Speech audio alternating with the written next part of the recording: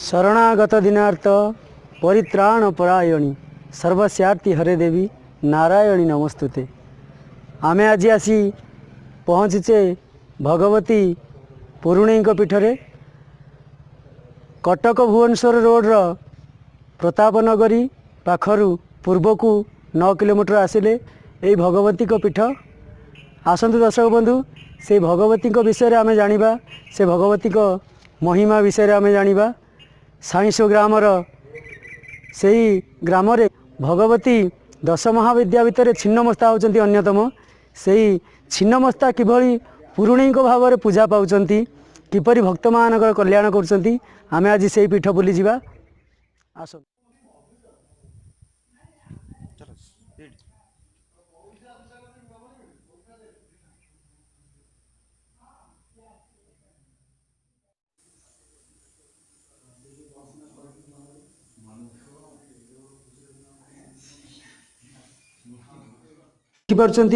छिन्नमस्ता अवतार माँ पुरुणीकर शरीर जी पुरुणी रूप में पूजा पाउछंती, तांको ठीक दक्षिण रे माँ छिन्नमस्ता मस्तक पूजा पाउछंती, जहाँकि किपदती हिसाब से छिन्नमस्ता मस्तक अलग पूजा पाउछंती एवं शरीर अलग पूजा पाउछंती। ता मध्यरे मध्य ग्राम देवती नानादी देवता अछंती पूजा पाउछंती। आमे बुलीगले दक्षिण रे हेउछि अष्टम प्रहर नामयज्ञ करा जाए, मंडप मध्य अछि। तार ठीक दक्षिण को भगवतींकर भोग मंडप, पूजादि नाना पूजार्चना समय रे माँ को पर्वपर्वाणी समय रे एठारे प्रसाद मंडप भाव में परिचित। माँ को वृक्षटी आपन देखुचंती, प्राय वृक्षर ना कौन कहीं भी जानी पारना। माँ को आविर्भाव समय जितेबाला ये जंगल थिला से समय वृक्ष पूजा पाउछंती।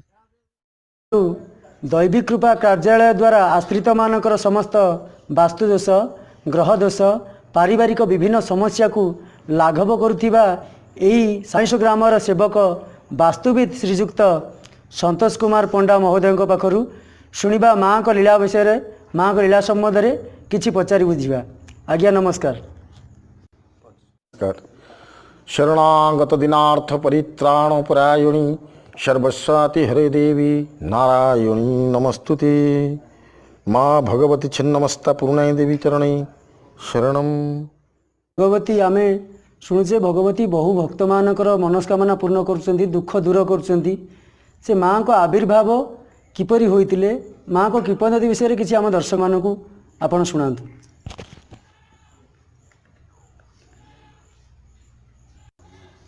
माँ छिन्नमस्ता पूर्णी चरणे मोर कोटि कोटि प्रणाम।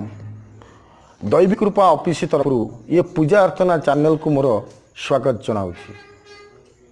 आज जो ये पूजा अर्चना चैनल प्रयास आरंभ करिछि, सारा देश रे नूतन जिनिष परिप्रकाश को आनियो बोली मोर बहुत आशा।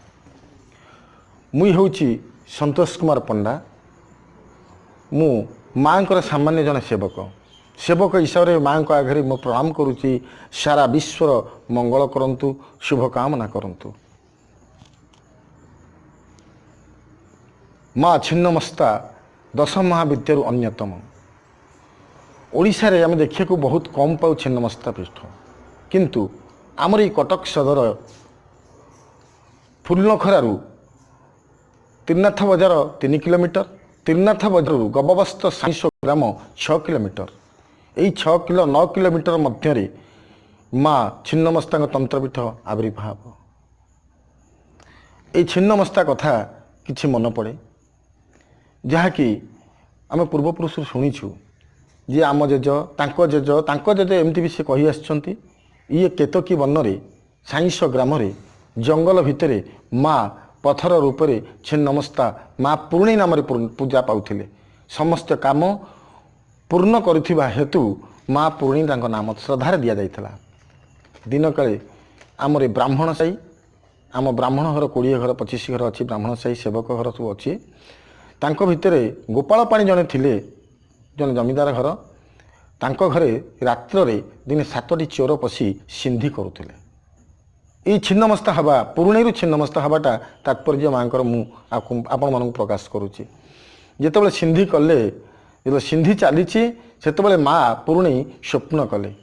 ଆରେ ତାଙ୍କ ସ୍ୱପ୍ନ କରି କହିଲେ, ଆରେ ତୋର ଚାରିପଟେ ସିନ୍ଧି ଚାଲିଛି, 7 ଜଣ ଚୋର ସିନ୍ଧି କରୁଛନ୍ତି, ତୁ ଶୀଘ୍ର ଉଠୁ।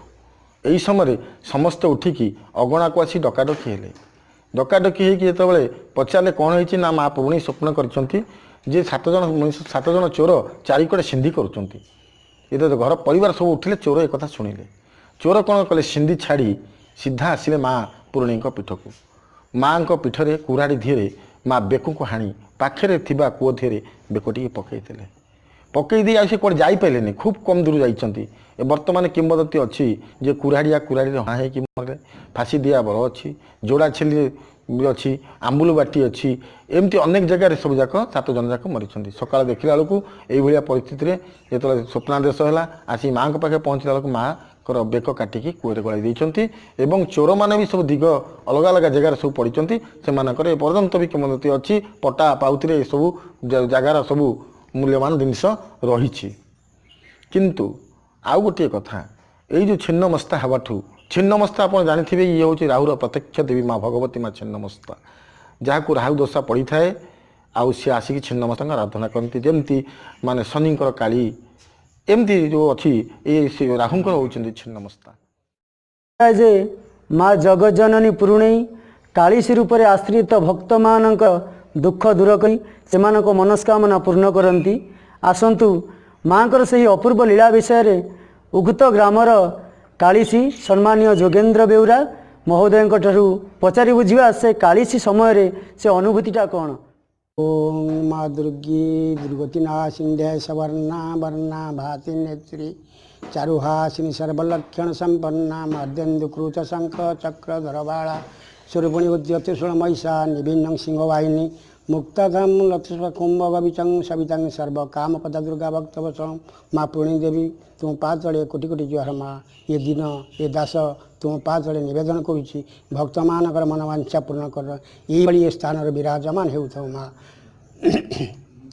दीर्घ 50 वर्ष हेब बाबा को कालिशी रूप माकर आशीर्वाद थिला। से पीठरे कालिशी रूप भक्त मानक कार्तिक पूर्णमी दिन वर प्रदान करी से मनस्कामना पूर्ण करुले। बाबा देहांत पर मत 91 मसीहा ठारू माँ को आशीर्वाद है।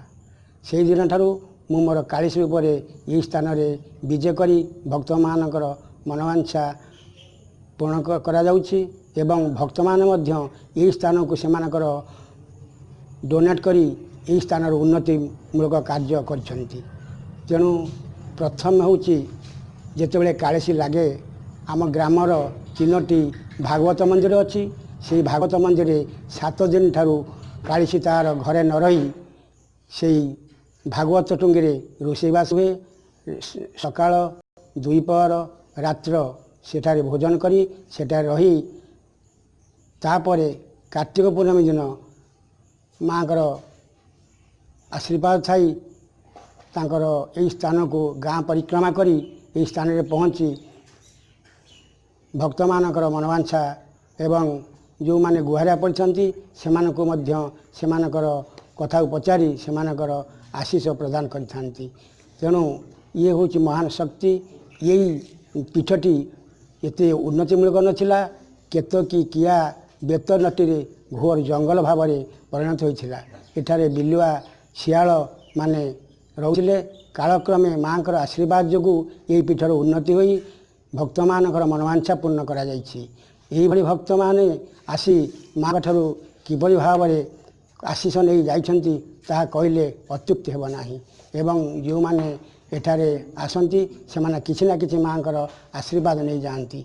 विशेष आ कौन कहबी एही भली कहूथिले किछि कहूथिबी किंतु यथाशक्ति भाव में माँकर कोटि कोटि कृपा रही आ से भली शक्ति ताहा मु भी निजे जानी पारे नहीं। कौन करी माँ ये अज्ञान ये तिमिर भितर ये अंधकार भितर तुम्हें ही भरोसा कला बेले आपण को किपरि भाव में माँ को प्रति भक्तिटा आसे किपरि भाव में माँ को सत्ताटा आपण अनुभव करती। देह तो शीते उठे देह थरे मु अनुभूति करे जे मु माँ को सते छुईला बेली। धन्यवाद आज्ञा। आश्चर्यजनक जिनस आम बर्तमान जावा पचार ए गाँव में ତାଙ୍କ ବାପା ମା ପିଲାବେଳୁ ତାଙ୍କୁ ବାହା କରିଦେଇଥିଲେ।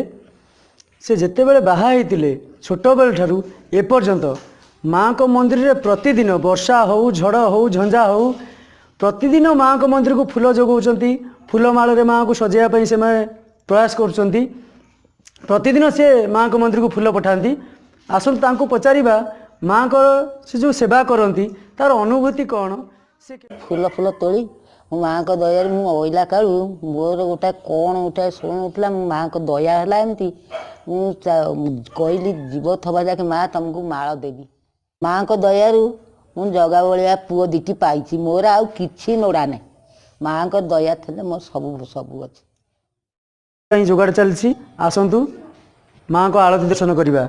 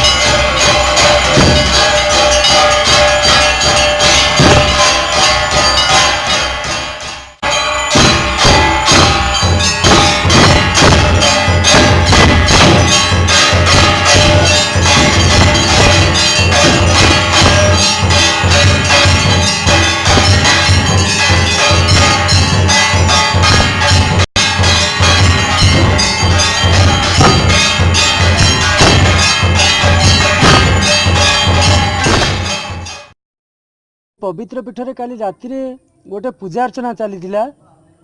ଦୂରରୁ ଆସି ଜଣେ ଭକ୍ତ ମନସ୍କାମନା ପୂର୍ଣ୍ଣ ଥିବାରୁ ପୂଜା ଅର୍ଚ୍ଚନା କରିଥିଲେ। ସେ ପଣ୍ଡିତ ଆମ ପାଖରେ ଅଛନ୍ତି, ପଣ୍ଡିତ ଦୀପ୍ତି ରଞ୍ଜନ ମହୋଦୟ।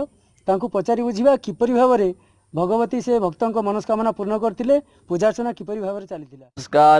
जाचे कृपा मयि तेषु तेषु पापान्धकार परिपूर्ण पथाध्वगेषु मातार भवानी भवनैव चतेषु वामा माता हि सन्तत सुता सुत भव्य कामा। आमे बड़म्बा भट्टारिका अंचलरू आसीथिलु। मोर जने जजमानंकर शरीर असुस्थ थिला, मेडिकल फेरे देथिले। पर से माँग आश्रारे रहिबारु शरीर आरोग्य होइथिला। सेथिपाई माँग पाखरे मानसिक विहित चंडीपाठ माँगर षोडशोपचार पूजा सप्तशती आहुति एवं इत्यादि पूजार्चना करी काली संध्या 7 घटिकारु आरंभ करा जाइथिला एवं आज प्रत्यसरु शेष होइथिला एवं माँगर बहुत सबआडु लोक आसी माँग पाखरे आरोग्य लाभ करुछंती। जय जगन्नाथ। आमर मनस्कामना पूर्ण है एमती जगतर माँ पूर्णई जगतर विश्वर कल्याण करंतु एवं समस्तंकर मनोवांछा पूर्ण करंतु। माँगर बाना टेक रहू बोलंदे कबार हरि बोल। आमे आसिले भगवती पुरुणी को बुलिले भक्त मानक ठारू किपरि माँ समस्त मनस्कामना पूर्ण करुचंती, किपरि माँ आविर्भाव होइथिले, किपरि माँकर किंपदंती कौन सबू जानिले। ये होची सही पुष्करिणी माँ को चंदन पुष्करिणी जोठी गंगा आरती हुए, माँ को चंदन यात्रा हुए। आमे शुणुथिले टिके पूर्वरु से भगवती को ये होची पवित्र पुष्करिणी। एमती अनेक पवित्र पीठ अच्छी गुप्त हिसाब रे जोठी लोकलोचन को एते आसीनी। आपण माने निश्चिंत आपण मानक आमे सेमतिया पीठ सब बुले नहीं जीवु। वर्तमान आज ये पवित्र पीठरू विदाय नौचु। भगवती जगज्जननी समस्त मंगल करंतु, विश्वर कल्याण करंतु। जय भगवती।